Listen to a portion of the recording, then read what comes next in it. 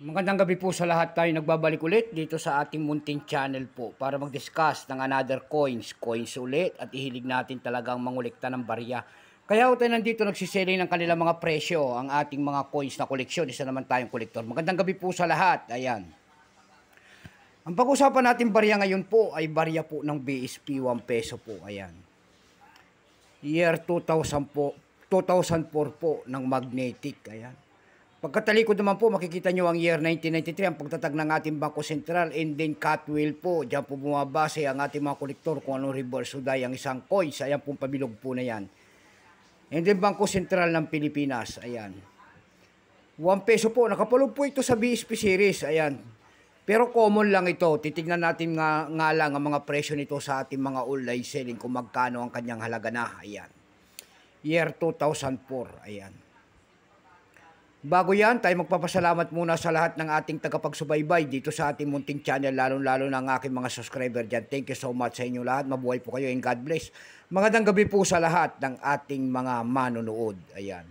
Ito po ang ating pag-uusapang barya. 1 peso po ng kapalog po sa BSP series ni Dr. Serizal.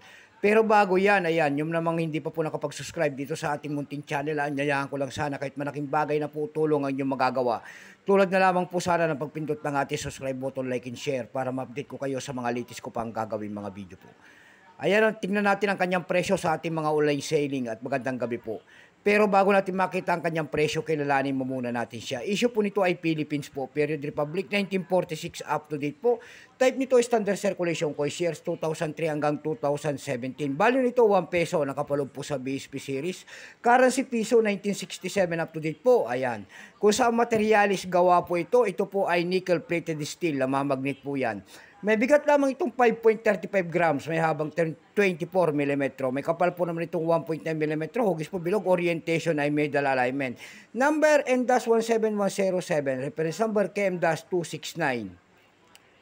Bank seal within circle ang kanya nasa likod. Ayan. Ito po 2004 na ito po ay bold letter, reverse die 1. Ayan. Kung tawagin ng ating mga kolektor yan, ha. Ayan.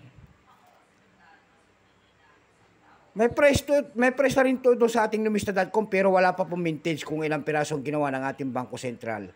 Ayan. Pero ang kanyang verifying po, kung tawagin nila ay 13 pesos na. Extra pa yung 13 pesos, almost sa circulated 23. Ang circulated po nito ay nagkakalaga na po na 91 pesos. Dako naman tayo sa kanyang mga presyo sa ating mga online selling. Doon sa ating eb.com po, mayroon tayo nakita nagbebenta nito ng $5.75. Nasundan na po yan ng $5.50. Yung pinakamababa po, $3. Dako naman tayo sa Carousel PH. Sa Carousel PH naman po, mayroon tayo nakita nagbebenta nito ng 550 pesos. Nasundan po yan ng 99 pesos. Ayan lamang po ang ating may babaging kanyang presyo. Magandang gabi po sa lahat and God bless.